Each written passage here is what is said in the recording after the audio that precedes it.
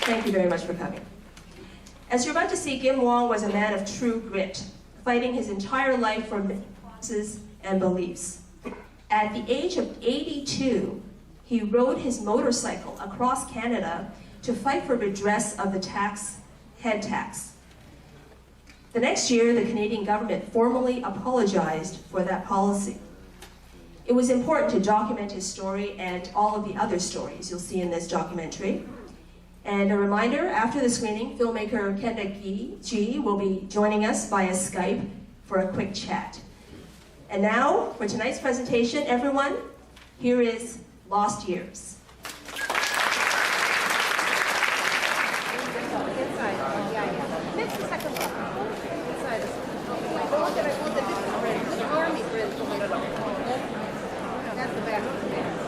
Jeannie's dad inspired a love of hockey in their household. She attended Concordia University, and then her career ambitions eventually brought her to Toronto, where she is one of the CBC's most respected reporters.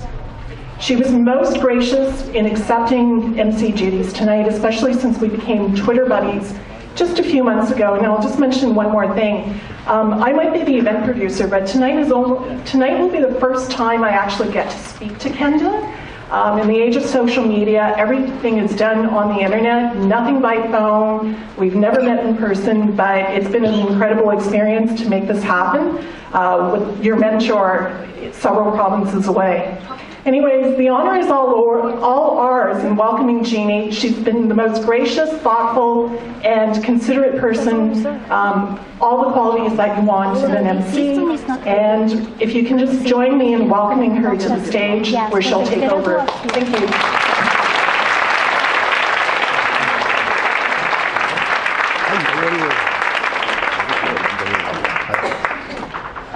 Thank you so much, Chi-Chi, and to the rest of the community. The seat is And good available in evening. front. Hi. Seat is available in front or upstairs. So my name is Lady Mun, Jeannie Lee. I'm honored to be your MC tonight for this evening's screening of Lost Years. I'm honored, and after I heard that this event was sold out within weeks, I started to become pretty terrified. So really bear with me here. I'm not used to public speaking, despite my job. Now, I'm not surprised that there is so much interest, because there really just haven't been that many documentaries about the history of the Chinese in Canada. So much is unknown, and probably, I think, because so much of it is so difficult to hear. We know that thousands of Chinese were brought here to Canada to work on the railroads, and they endured unimaginable conditions. And yet, more kept coming, despite hearing about the difficult and grinding existence here, despite the often crushing prejudices that they faced, and despite the policies that seem unfathomable today. The Chinese head tax, the Chinese Exclusion Act, policies to keep the Chinese out or kept them apart from their families, and sometimes forever. So what motivated these pioneers, these Lowakil? What sustained them? Why did they accept decades of hard labor, often living in penury and isolation? Why so many lost years? What you will experience in this film is a deeply emotional and personal work from Kenda G, who is one of the most prominent voices in the campaign for redress for the Chinese Canadian community. Kenda does what we would all love to do, and that's to retrace our family's journey to Canada. And in his case, he was able to do it with his father. They trace back their ancestors' journey to Gump San, that's Gold Mountain, as Canada is referred to, the land of opportunity. And it was, compared to the very difficult life back in China. The early Chinese pioneers showed characteristic Chinese pragmatism, their need to fight for their family's survival far outweighed their fear of the unknown. And that's what immigration is still largely about, isn't it? No matter what the country of origin. Taking a chance on the unknown, hoping for a life that will be better for future generations, far better than what was left behind. We're going to introduce you to some remarkable stories about Chinese Canadians in this documentary, including that of the late Gim Wong, to whom we dedicate this screening. But first, I'd like to get personal for a moment. And bursting into tears alert, if I do, just roll with me here. This is quite emotional for me. When I agreed to MC this evening, I saw it as a chance to introduce an important document of Canadian history. I did not know how much the policies of the past had shaped the history of my own family. I now realize it's because we never talked about it, that dark period. We felt lucky to be accepted in Canada and hopeful for a better life. The past was the past. If anyone talked about it, it must have been after the kids were asleep or just not around. So getting ready for tonight, I asked my eldest sister what she remembered about this issue. She's quite a bit older than me. She was in fact born in China and grew up there partially. And so she remembered. And I now wish I had dared to ask before. I guess I suspected, but was too afraid to know. So at this point, I'm going to call for some family photos. You can bring those up.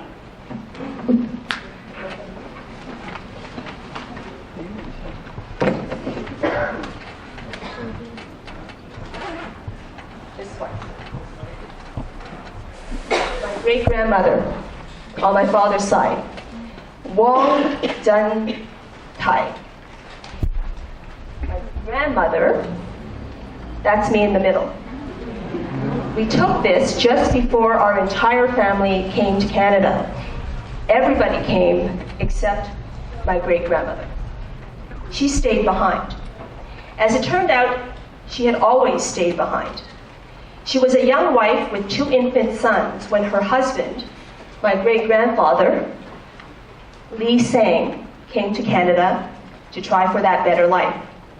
In China, the family had been very poor, always had been. The poorest in the village, in fact. The house was old, shabby, barely furnished. Canada promised a chance to lift ourselves out of poverty. But it was around 1910, and there was a price to pay. The head tax. As we say in Cantonese, my great-grandfather had to mai ji, buy the paper.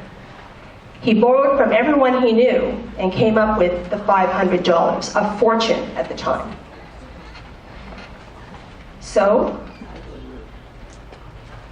he was able to come to Canada, but our great-grandmother had to stay behind and raise their 2 sons. In Canada, my great-grandfather worked as a house servant for many years to pay his debt. Once he made enough to finally bring his family over, the Chinese Exclusion Act shut the doors. So he missed seeing his 2 sons grow up. The young bride he left behind, by the time he returned to China 20 years later, she was middle-aged. But he was able to achieve a big goal. He built a new house for the family. It was finished in time for his grandson, my father, to be born there. And that's why he named his new grandson Sun Ging, New View. Soon, my great-grandfather left China for Canada for the last time. He had to keep working, and a few years later, he was able to send for his eldest son. For our great-grandmother, having a husband and a son in Canada, well, she was really proud of that, and it gave her respect in the village. But when the rest of the family left for Hong Kong and eventually on to Canada, my great-grandmother refused to leave. My sister thinks she did not want to leave the house that her husband built, with his hard-earned money and with his loneliness, his years of loneliness spent in Canada, and her years of loneliness in China.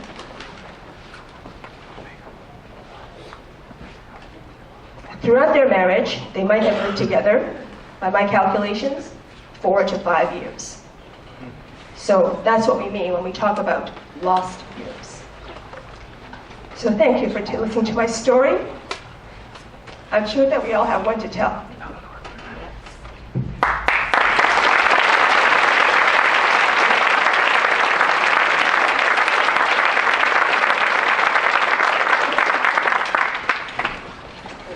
That individual stories like the Kwong's, they're now better known by not just Canadians but around the world. And of course, like Mary Kwong did in the Hockey Hall of Fame and the Sports Hall of Fame, largely due to people like Chad Soon and Vernon, I think is wonderful. So this film's much more than we ever did. Now, as you speak to the people who have seen it, has anything really surprised you that you really didn't expect before? You know, I think it's probably here on CBC. It aired it just in Alberta, Saskatchewan. We didn't receive just single emails. We would receive 2 or 3 page lengthy emails. And I think it's a tribute to the way that the story was told, which that this wasn't a story about my family or yours or any specific, it was a story of 1,000 families, you know. And for that outpouring viewership to make known that this film somehow moved them, I think was the greatest accomplishment as a filmmaker that you could ever say. Right. Well, we should note that you've been winning all kinds of awards for this doc. Just came back from New York, the International Film Festival in Manhattan, where you and your co-producer and director, Tom Radford, actually accepted 3 awards, Best Documentary, Best of the Best, and Film Achievement and Social Advocacy. Which award has been most important to you? Yes, absolutely.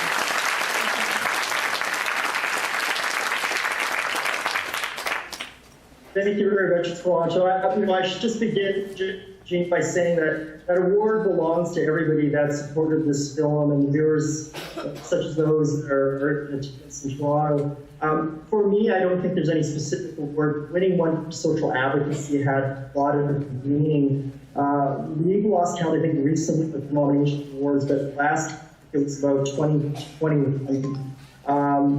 We still have one formal festival to attend in China where it began, and that's at the biennial Sichuan TV Festival in Chengdu. Our premiere theatrically was in China in Guangzhou, and we picked up the award for Best Documentary for History and Culture. You know, so we're very humbled, we're very honored, and the awards to us are just symbolic of the kind of reaction that we receive from our viewers and fans, so I can't really thank them enough. We do try to be at every screening, and I'm sorry that I can't be in Toronto. It was the kind of story to tell you about New York. You know, they said, your airline has selected you, and I thought maybe I'd win a prize, and the conclusion was for a detailed search. So my flight to New York was with certain events that I'd rather not recount, so it was a long flight back from New York. Now, are there any questions from the room? There are mics being distributed. Does anybody have anything for Kenda? Well, I'll keep asking questions. I have lots of them. For me, it was really special that your dad was able to go with you on this journey. What did he say to you afterwards about what he was feeling? It's funny, for him, it was an ordinary kind of, I wouldn't say trip, but event. You know, he, if anything, I think he was more concerned about, you know, how long the trip might take. But I think he was very proud. Well, he's never actually thought about, this is the Chinese way, I think, is that no matter how many A's you get in school, you probably know, Jeannie, you're going to have to get more A's. Right, that's just not good enough. You have to make 5 more films. I think at this stage of your career, Jeannie, your parents are going to ask you to own the actual broadcast station, and even then, you're going to have satellite for your programming. It was just a very emotional experience, but not just for our family. I think our production staff. I think the biggest tribute you get as a producer when you have the creative team saying, "This film represents some of the best work that we've achieved." And for them at the very end to say, what is your next project? We'd like to work with you. Yeah, I think that was just, you know, a very humbling experience. The trip itself, let's say, we expected, but for my dad, it was just, you know, it was a trip to try to tell the story. So. Now there's a question up from the balcony. Who's got the mic? Hi, Penda. I just want to say it was a really moving documentary. Enjoyed it immensely. Right from the get-go, the cinematography is really great. I just had a quick question about the story about the redress, though. I'm not sure if this was covered in the documentary, or either I missed it, or perhaps I just don't know enough. But at one point, there was the part of the story was that the Liberal government under Paul Martin had given some amount of millions, 12 million, 21 million, something about that to the, I'm probably going to get the name wrong, but the Canadian Chinese Congress. What happened with that money? If I'm right, that money was given over. Well, that's a good question. Probably should have clarified a bit more in the film is that the groups that we worked with included the Chinese Canadian National Council. They were always at the forefront, and they were very good allies of ours, as were the community groups in Montreal and Vancouver. The Liberal Party probably made the biggest blunder politically that may not even be told for years to come. But Paul Martin met with some of our colleagues in Montreal, had given the same advice to his advisors that they would never apologize. And so during the 2006 election, which was very pivotal, we had been speaking to all political parties. They were all on board to make it known. And so at the very last minute, Paul Martin, while he was touring in Vancouver, said he would make a personal apology, but not one based, I guess, on his party policy. That $14 million that he saw that was being offered to the Congress was in fact going to a group that historically did not even want redress. They were set up to oppose the CCNC, again, for our allies. And so in the end, that backlash is what caused the tide to turn. In fact, there are many stories that may not be told for a few years to come, but it was the fact that many of the political parties, except the Liberal, refused to make a formal acknowledgement. And so when people accuse the Chinese community, of trying to make this into a monetary issue, which it clearly is not, that to me signified what was really important to the community, to have a voice, to have an acknowledgement beyond any money that any government could offer them. Having said that, it's a story that I told a few of my friends, and that was that shortly after Paul Martin lost the election, I had run into my fellow Nadia. I was at a restaurant, and he came up to shake hands, and I said, before you offer to shake hands, you may not want to, because I'm one of the persons involved making sure that Anne McClellan did not win her seat. And as many of you may know, that during that election, some of the high-profile ministers like Anne McClellan lost her seat in center, and largely for the Chinese community was based on the issue of head tax and interest. So those are the stories that I think you can't tell. But, sorry, do we actually know what happened to the money that was supposed to go to the CCNC? For the NCC, money was never paid out because it was under proposed offer for just one group. That was something that was not satisfactory because the money would have gone to one specific group rather than to the community at large. So it was never actually dispersed. Do we have time for one more question? Yes, can I have a question?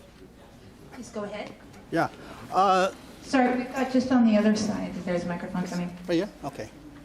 I think I say it, you just tell them, okay. So I thought this is the film about the Canadian. Sorry, you need to speak your voice. And I thought this film is about Canadian redress issue. Any particular reason to take this film to international perspective, including Australia, New Zealand?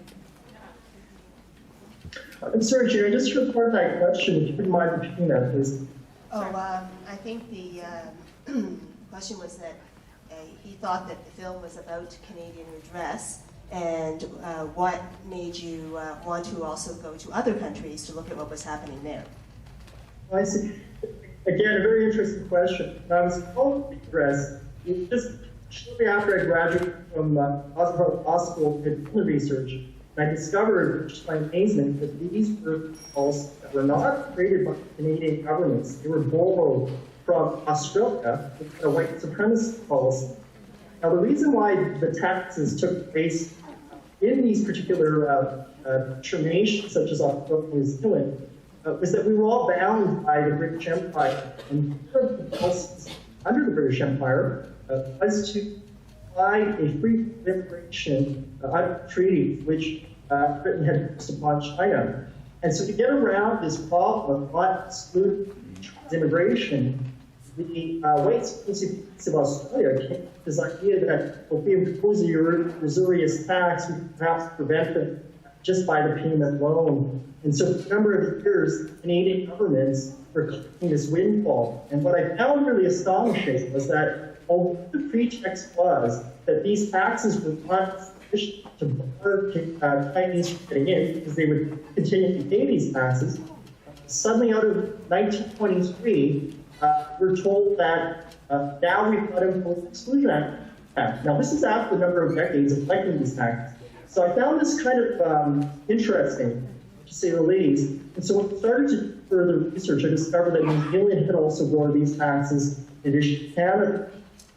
What really, I think, was glaring was the fact that Australia, shortly after they had introduced their taxes, as they call them, they abolished it because in their parliament they said these taxes are unbecoming of a civilized nation. And yet, meanwhile, Canada collected these taxes at one point represented 10% of the war budget during World War I. So it was instructive to have a global view of what had happened, and it was instructive to have this global view of what had happened, to have a wider context for the whole issue, is what I'm understanding. Is it a question regarding the motivation of the international? No, I was just trying to sum up because we're kind of running out of time, but basically I was guessing from your answer that you're saying a global perspective is important to see what had happened, so we have a wider context to understand how all of this came about and what other countries have done about it. Exactly. Well, congratulations. I thought the film was extremely powerful, very, very moving. There were so many different stories, and I think that there was a very skillful storyteller behind the camera, just putting it all together. This should very much, in my opinion, be almost mandatory viewing, not just for Chinese Canadians, but for all Canadians. This is very much part of the Canadian fabric and the history of this country, from the building of the railroad to the founding of Confederation. It would not have happened without the Chinese Canadian immigrants and for those who are the pioneers that came before us. So as a Chinese Canadian who's now been a benefactor of all their hard work, I'm incredibly grateful that this story's been told.